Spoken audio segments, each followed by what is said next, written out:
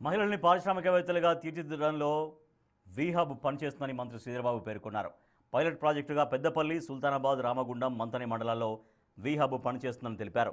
తర్వాత రాష్ట్ర వ్యాప్తంగా విస్తరిస్తామని స్పష్టం చేశారు మంత్రి శ్రీధర్బాబు. జిల్లాలో గ్రామీణ స్థాయిలో కూడా నైపుణ్యం వెలికి తీసే ప్రయత్న భాగమే ఈ వీహబ్ చేస్తుంది.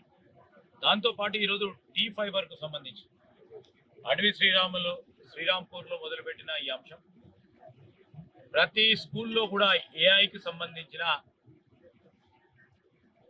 మరి విద్యను అందియాలనే ఒక దృక్పథంతో ఇక్కడే మళ్ళొక్కసారి పెద్దపల్లి జిల్లాలో 4 మండలాల పరంగా ఈ సమ్మర్ హాలిడేస్లో వేసవి కాలంలో ఉన్న ఈ హాలిడేస్లో విద్యార్థులందరికీ కూడా 5th నుంచి సమ్మర్ క్యాంప్ నిర్వహించే కార్యక్రమం చేయబోతా ఉన్నాం.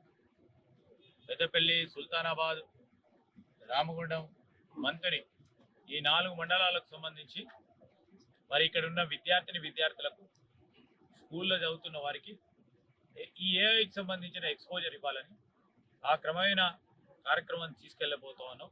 జిల్లాలో గ్రామీణ స్థాయిలో కూడా